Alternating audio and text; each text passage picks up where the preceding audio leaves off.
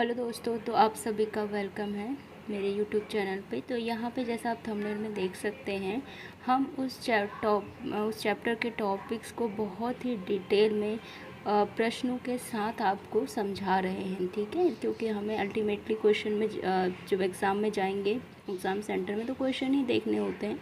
तो क्वेश्चन के फॉर्म में ही हम उस चैप्टर को आपको समझा रहे हैं। तो यहाँ से जो भी आपका एग्ज़ाम में आएगा, तो कोई भी आपका क्वेश्चन छूटने वाला नहीं है। तो आप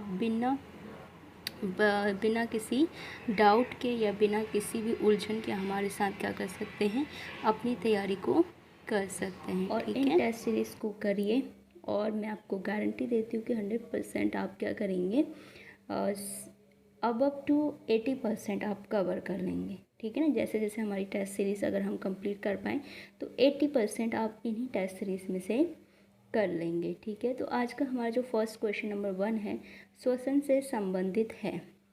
ठीक है, एक बात मैं और कह देना चाहती हूँ यहाँ पे, जैसे पिछले वीडियो में हमने क्या पढ़ा था, कोशिका के बारे में। तो वहाँ पे हमने कोशिका की खोज किसने की थी, क्या की थी, ठीक है, उससे रिलेटेड थोड़ा सा हल्के हल्के जो फैक्ट थे, जैसे कोशिका सिद्धांत किसने दिया, जीव दर्द सिद्धांत किसने दिया, बाकी कौन सी खोज किसने की थी, ये सब पढ़ा था। तो आज हम उन्हीं कोशिकाओं के जो कोशिका के अंदर जो कोशिकांग पाए जाते हैं उनके बारे में पढ़ेंगे और उनके कार्यों के बारे में पढ़ेंगे। ठीक है, तो आज का हमारा पहला क्वेश्चन है, श्वसन से संबंधित है, और आपके ऑप्शन है ए साइटोक्रोम, बी लवक, सी गुणसूत्र, डी गोल्जी इकाई। ठीक है, तो यहाँ से देखो, आपका जो श्वसन है, अगर आप जब श्वसन पढ़ोगे तो उसमें आप क्रेब्स साइकिल पढ़ोगे, ग्लाइकोलाइसिस पढ़ोगे। ठीक है, तो जब आप क्रेब्स साइकिल्स पढ़ोगे तो वहाँ पे आपको कुछ इस टाइप का CYTE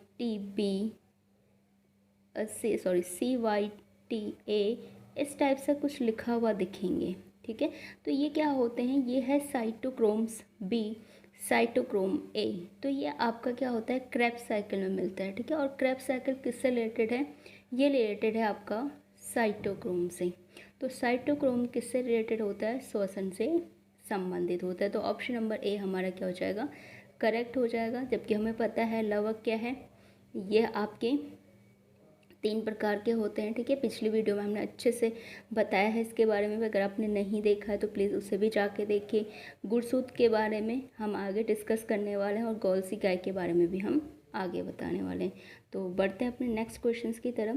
क्वेश्चन नंबर 2 है, गोल्जी इकाई का कार्य क्या है। ठीक है, तो पिछली बार हमने बताया था कि गोल्जी इकाई की जो खोज की थी वो कैमिलियो गोल्जी ने की थी। किसने की थी, कैमिलियो गोल्जी ने। ठीक है, कैमिलो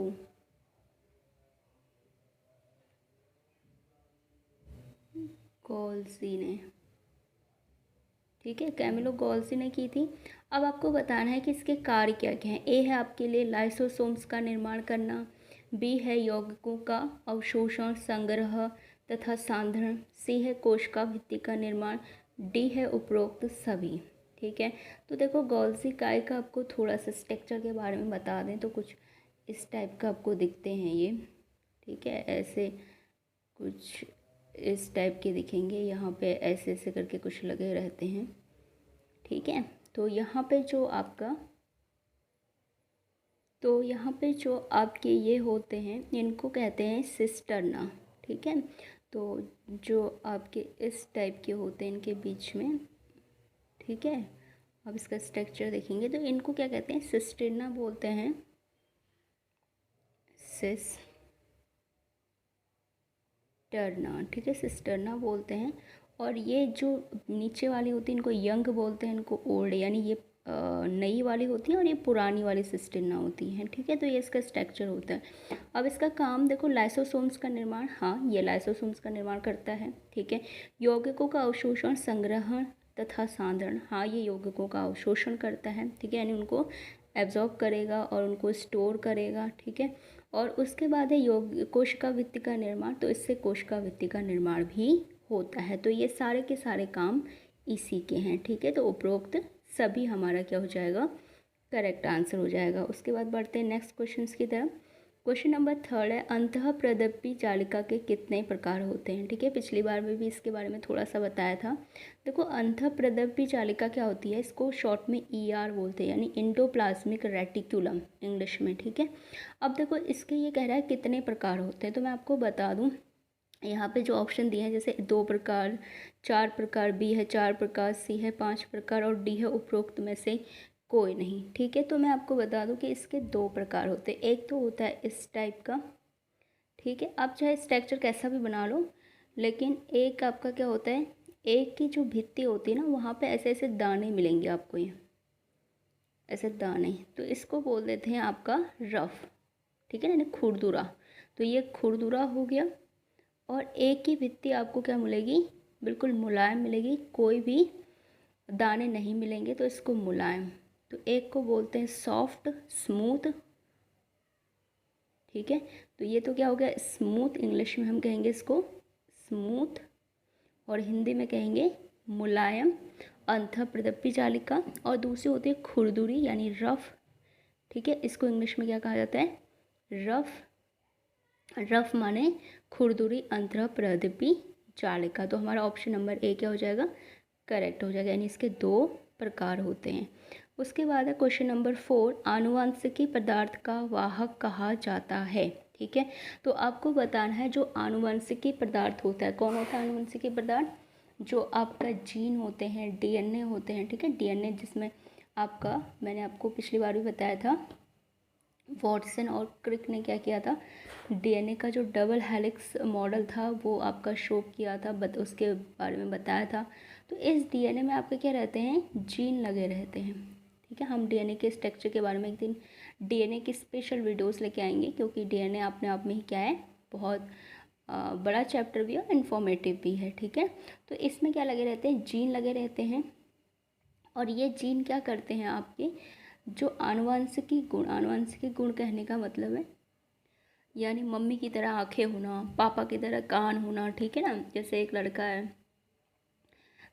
एक उसके फादर हैं और एक क्या है, छोटा बेबी है, तो कहते नहीं है कि ये अपने पापा पे गया है, मम्मी पे गया है। तो ये सारी चीज़ें, यानी कहने का मम्मी की पापा की तरह आंखें होना, तो ये क्या है, आनुवंशिक लक्षण होते हैं। ठीक है, आनुवंशिक कहने का जो पहली पीढ़ी के जो लक्षण हैं, तो इनको दूसरी पीढ़ी में कौन पहुंचाता है। तो आपके ऑप्शन ए हैं न्यूक्लियस, बी है आपके तारक काय, सी है गुणसूत्र और डी है आपका माइटोकॉन्ड्रिया। ठीक है, तो देखो इसका कंडिया हो गया, इसको कॉन्डिया कर लेना। ठीक है, माइटोकॉन्ड्रिया। तो इसका जो करेक्ट ऑप्शन हो जाएगा वो हो जाएगा गुणसूत्र। ठीक है, तो जो गुणसूत्र होते हैं उन्हीं में आपके ये DNA पाए जाते हैं, और इन्हीं DNA में जीन पाए जाते हैं जिनमें आपके ये गुण मिलते हैं, यानी लंबे बालों वाला, भूरे आँखों वाला। ठीक है, तो ये जो भी गुण होते हैं ये जीन में मिलते हैं, और जीन किस में मिलते हैं, DNA, और DNA किस में मिलते हैं, गुणसूत्र में। तो हमारा ऑप्शन नंबर सी क्या हो जाएगा, करेक्ट हो जाएगा, यानी आनुवंशिक पदार्थ का वाहक किससे कहेंगे, गुणसूत्र को। क्वेश्चन नंबर 5 है हेट्रोक्रोमेटिन तथा यूक्रोमेटिन है। ठीक है, तो आपको बताना है जो हेट्रोक्रोमेटिन और यूक्रोमेटिन है ये क्या है। आपके ऑप्शन है गुणसूत्र के प्रकार, गुण बी है गुणसूत्र के भाग, सी है उपरोक्त में से कोई नहीं, और डी है आपका उपरोक्त दोनों। ठीक है, तो देखो आपका सबसे पहले तो आपको गुणसूत्र का जो स्ट्रक्चर है वो पता होना चाहिए। देखो गुणसूत्र इस टाइप का एक क्या होती है, वो होती है पतला धागा जैसा। ठीक है, स्टार्टिंग में धागा जैसा होता है, फिर बाद में काफ़ी चेंजेस आते हैं, ये हम पढ़ेंगे अर्धसूत्री और समसूत्री विभाजन में। तो ये एक धागे जैसा होता है। तो इसमें क्या होता है, 2 भाग होते हैं, एक तो होता है आपका जिसमें डार्क कलर होता है, ठीक है, और एक होता है जिसमें लाइट कलर होता है, यानी एक हल्का होगा, हल्का रंग होगा जिसका, ठीक है, हल्का रंग, और दूसरा क्या होगा, गहरा रंग, गहरा रंग, गहरा रंग। ठीक है, अब जो हल्का रंग होता है इसको कहते हैं यूक्रोमेटिन। ठीक है, और ये जो गहरा रंग होता है इसको कहते हैं हेट्रोक्रोमेटिन। ठीक है ना, यहाँ पे आप हेट्रो कर देना इसको, ये हेट्रो। ठीक है, हेट्रोक्रोमेटिन। तो अब देखो ये क्या है, दोनों गुणसूत्र के भाग हैं। ठीक है, तो ऑप्शन नंबर बी तो हमारा क्या हो जाएगा, करेक्ट हो जाएगा। लेकिन थोड़ा सा और जान लेते हैं। तो अब जो ये हेट्रोक्रोमेटिन है ये क्या होता है, निष्क्रिय होता है, यानी ये कोई काम नहीं करता है, ठीक है, निष्क्रिय होता है। और यहाँ पे आपका कोई काम नहीं होता है, ठीक है। देखो गुणसूत्र का काम होता है कोडिंग करना, ठीक है, क्या होता है, कोडिंग करना। जब हम पढ़ेंगे डीएनए के बारे में कोडिंग करना, ठीक है, डीएनए के बारे में जब हम पढ़ेंगे तो उस टाइम हम इसको पढ़ेंगे कोडिंग क्या होता है। लेकिन आप ये जान लो कि ये निष्क्रिय होता है हेटेरोक्रोमेटिन और कोई काम नहीं करता है, ठीक है। यूक्रोमेटिन क्या करता है, ये हल्का रंग का होता है और कोडिंग का काम जो होता है यही करता है, ठीक है, ये काम करता है, ये नहीं करता है। आ गया समझ में। तो यहाँ पे ऑप्शन नंबर बी हमारा करेक्ट हो गया। दोनों के दोनों क्या हैं, गुणसूत्र के भाग हैं। उसके बाद है क्वेश्चन नंबर 6, गुणसूत्र के क्रोमेटिड जिस स्थान पर जुड़े होते हैं उसे कहते हैं, ठीक है। देखो क्या होता है कि गुणसूत्र में हमने अभी तो एक पतले धागे की बात की थी, ठीक है, अभी हमने कहा था गुणसूत्र क्या होता है, पतला धागा होता है। लेकिन जब आप अर्धसूत्री और समसूत्री विभाजन पढ़ेंगे तो आप देखेंगे कि गुणसूत्र कुछ इस टाइप का भी होता है, ठीक है, जिसमें आपका क्या होता है, एक तो ये सेंटर होता है और इससे जुड़े हुए ये पतले पतले धागे होते हैं आपके, ठीक है, दिख रहे हैं धागे, ठीक है। तो ये धागे होते हैं। अब देखो इन धागों को कहते हैं क्रोमेटिड, क्या कहेंगे, क्रोमेटिड। और ये क्रोमेटिड आपका कहाँ पे जुड़े हैं, देखो आपको दिख रहा होगा सेंटर में क्रोमेटिड बोलते हैं, ठीक है, टेड नहीं टिड बोलेंगे, क्रोमेटिड। अब ये कहाँ जुड़े हैं, देखो सेंटर में जुड़े हैं। इस सेंटर को क्या कहते हैं, तो आपके पास ऑप्शन है सैटेलाइट कहेंगे, बी है फार्मिंग फेस कहेंगे, सी है आपका सेंट्रोमियर कहेंगे, डी है यूक्रोमेटिन कहेंगे, ठीक है। तो जो आपका करेक्ट ऑप्शन होता है वो है सेंट्रोमियर, ऑप्शन नंबर सी यहाँ पे करेक्ट है। देखो ये सैटेलाइट क्या होता है ये हम थोड़ा सा आपको बता देते हैं। कभी कभी क्या होता है, कोई गुणसूत्र होता है उसमें एक से ज़्यादा आपके क्या हो सकते हैं, ये सेंट्रोमियर्स हो सकते हैं, ठीक है, एक से ज़्यादा हो सकते हैं। एक तो होगा मेन यानी मुख्य, और इसके साथ कुछ और भी हो सकते हैं। जैसे मान लो यहाँ पे कोई है एक सेंट्रोमियर, ठीक है, यहाँ पे एक धागा जैसा निकला हुआ है, दो क्रोमेटिड्स निकले हैं और उनको मिलाने वाला यहाँ पे है। तो अब ये जो सेकंड सेंट्रोमियर है इससे जो ये धागा जैसा निकला है इसे आप क्रोमेटिड ना कह के सैटेलाइट कहते हैं, ठीक है, इसे क्या कहेंगे, सैटेलाइट। यानी सैटेलाइट क्या होगा आपका, जो सेकंड सेंट्रोमियर से निकला हुआ क्रोमेटिड होता है, ठीक है, उसे कहते हैं। तो अब उसके बाद बढ़ते हैं नेक्स्ट क्वेश्चंस की तरफ। क्वेश्चन नंबर 7 है, यूकैरियोटिक कोशिकाओं में कौन सा राइबोसोम्स मिलता है, ठीक है, आपको बताना है जो यूकैरियोटिक कोशिकाएं हैं उनमें कौन सा राइबोसोम्स मिलता है। और आपके ऑप्शन हैं, option number A 70S, option number B 77S, और ऑप्शन नंबर सी 80S, और ऑप्शन नंबर डी 60S, ठीक है।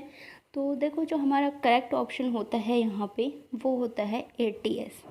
तो जो आपका 80S है ये मिलता है आपको यूकैरियोटिक कोशिकाओं में, ठीक है, राइबोसोम्स की ये प्रकार हैं। जो 70S है ये मिलता है आपको प्रोकैरियोटिक कोशिकाओं में, ठीक है। प्रोकैरियोटिक में कौन सा मिलेगा, प्रोकैरियोटिक में 70S। और उसके बाद आपका 77 जो मिलता है ये मिलता है आपका कवक के माइटोकॉन्ड्रिया, यानी कवक में आप कह सकते हो, ठीक है, कवक में। 80S हमने अभी पढ़ा यूकैरियोटिक्स में। और 60S जो मिलता है ये मिलता है आपका जंतु के, ठीक है, जंतु में, जो जंतु होते हैं उनके माइटोकॉन्ड्रिया में मिलता है। तो जो हमारी माइटोकॉन्ड्रिया है उसमें 60S टाइप का आपका क्या मिलता है, हमारी माइटोकॉन्ड्रिया में 60S आपका राइबोसोम्स मिलता है, ठीक है। तो 70S प्रोकैरियोटिक, 77 कवक के माइटोकॉन्ड्रिया में, ठीक है, कवक का माइटोकॉन्ड्रिया, 80S यूकैरियोटिक कोशिकाओं में, और 60S जंतु के माइटोकॉन्ड्रिया, यानी जो हम यूकैरियोटिक जंतु होंगे उनके जो माइटोकॉन्ड्रिया होती है उनमें 60S आपका मिलता है, ठीक है। उसके बाद बढ़ते हैं नेक्स्ट क्वेश्चन की तरफ। क्वेश्चन नंबर 8 है, राइबोसोम्स का कार्य है, ठीक है। तो अब आपको बताना है जो राइबोसोम्स होते हैं इनका क्या कार्य है, ठीक है। यहाँ पे आपका ए है प्रोटीन संश्लेषण, बी है कार्बोहाइड्रेट संश्लेषण, सी है वसा संश्लेषण, डी है उपरोक्त सभी। तो देखो इनका कार्य होता है प्रोटीन संश्लेषण, ठीक है। जब हम प्रोटीन संश्लेषण की जो प्रोसेस होती है उसके बारे में डिटेल से पढ़ेंगे तो वहाँ पे आपको हम इसके बारे में बताएंगे, ठीक है। तो प्रोटीन संश्लेषण इसका काम होता है, देखो अभी राइबोसोम्स का स्ट्रक्चर मैंने बताया था, कुछ भी हो सकता है, राउंड, ओवल, ऐसा कोई फिक्स स्ट्रक्चर इसका नहीं है, बट सरफेस पे डिपेंड करता है कि दो टाइप की होती है, एक में तो आपका क्या मिलेगा, ऐसे दाने जैसे मिलते हैं, एक में नहीं मिलते हैं, ठीक है।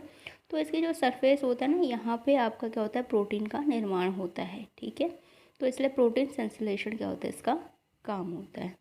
उसके बाद क्वेश्चन नंबर 9 है, लाइसोसोम्स को कहा जाता है ए आत्मघाती थैली, बी ऑटोफैगिक, सी उपरोक्त दोनों, डी कोशिका का किचन। तो अब जो आपका लाइसोसोम्स होती हैं ये छोटी छोटी गोल थैलियाँ होती हैं, इनमें जो अवशिष्ट पदार्थ यानी जो वेस्ट मटेरियल आपको जिसको कह सकते हैं, जो खराब पदार्थ होता है कोशिका का, वो भरा रहता है, ठीक है। और ये क्या होती हैं, यानी जो कोशिका की जो पुरानी जो कोशिकाएं होती हैं उनको खाने का काम करती है। जैसे कोई पुरानी कोशिका हो गई है, ठीक है, अब ये क्या है, ख़राब हो चुकी है, तो इस कोशिका को भी ये क्या करेंगी, इसका भक्षण कर देंगे, यानी इसको खा जाएंगे, यानी इसको नष्ट कर देंगे, ठीक है।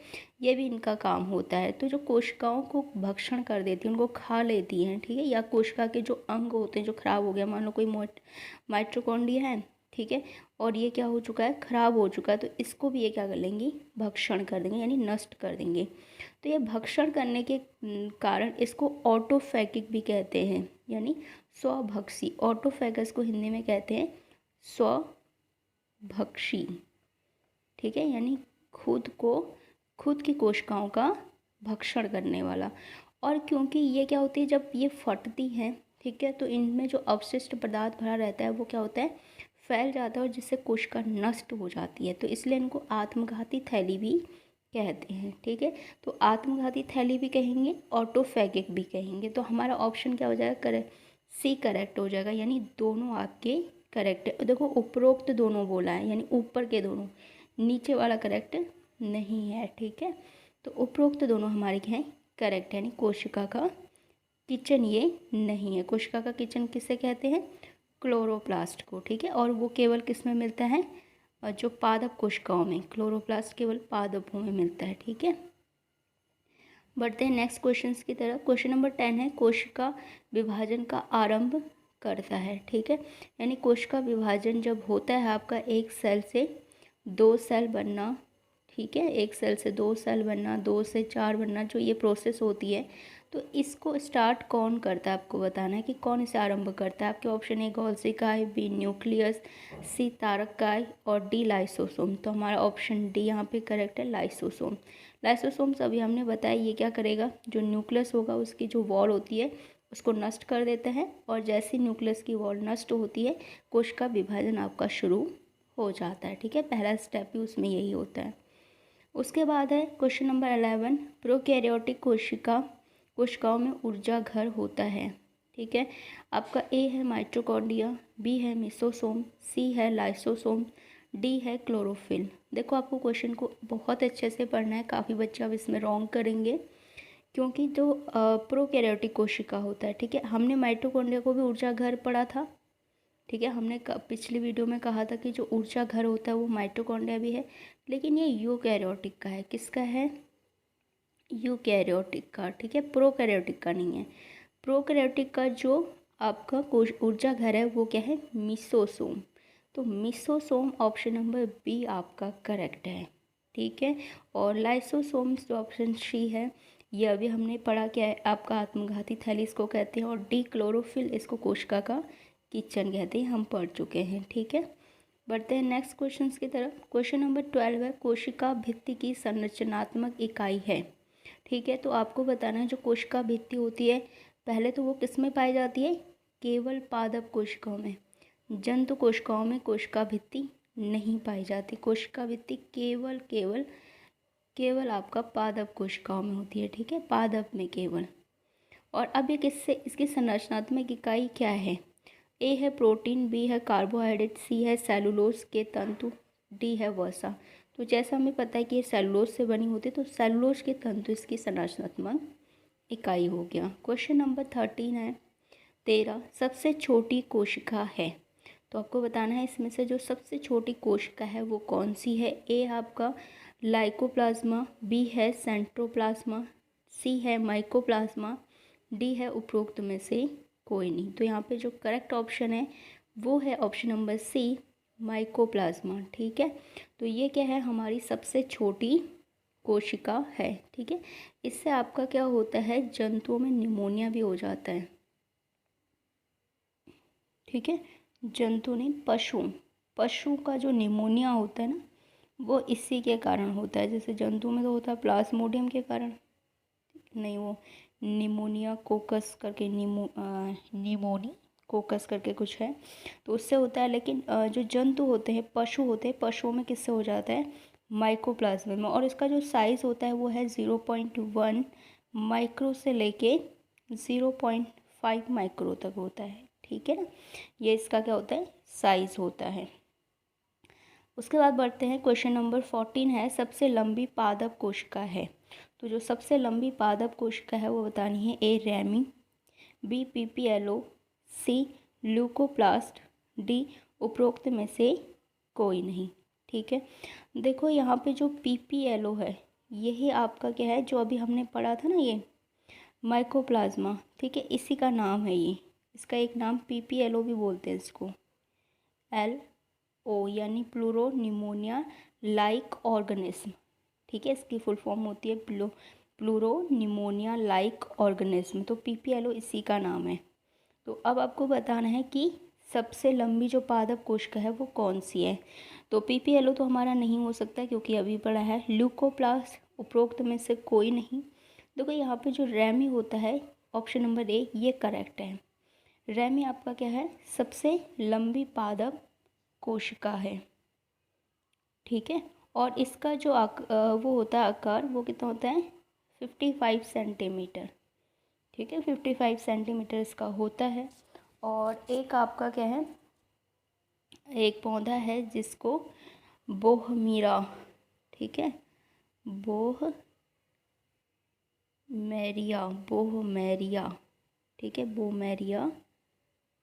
बोहमेरिया करके एक पौधा है जिसमें ये मिलता है। ठीक है, उसके बाद है नेक्स्ट क्वेश्चन नंबर 15, बिना इकाई झिल्ली का कोशिकांग है। देखो ये बहुत इंपॉर्टेंट है क्योंकि एक ही कोशिकांग है जिसमें आपकी झिल्ली नहीं पाई जाती। झिल्ली कहने का मेम्ब्रेन। ठीक है, अब ऑप्शन ए है माइटोकॉन्ड्रिया, बी है राइबोसोम, सी है लवक और डी है तारकाएं। तो इसका जो करेक्ट ऑप्शन है वो बी है राइबोसोम। देखो माइटोकॉन्ड्रिया हमने कल इसका स्ट्रक्चर पढ़ा था, इसमें 2 लेयर होती हैं, 2 झिल्लियाँ होती हैं। ठीक है, और लवक में भी आपकी क्या होती है, 2 झिल्लियाँ होती हैं, सेम आपका इसी की तरह होता है। और तारकाएं में भी क्या होती हैं, 2 तो नहीं 1 लेयर होती है। ठीक है, 1 झिल्ली होती है इसमें तारकाएं में। तो इसका करेक्ट ऑप्शन क्या हो जाएगा, ऑप्शन नंबर बी। तो कैसा लगा आपको आज का वीडियो, लाइक ज़रूर करें, कमेंट भी करें और हमारे चैनल को सब्सक्राइब करें। ठीक है, तो यहाँ पे हमने जो चैप्टर से इम्पोर्टेंट जितना भी था वो सारी चीज़ें आपको MCQ फॉर्म में बता दी हैं। ठीक है, तो all the best, bye bye, मिलते हैं नेक्स्ट वीडियो में।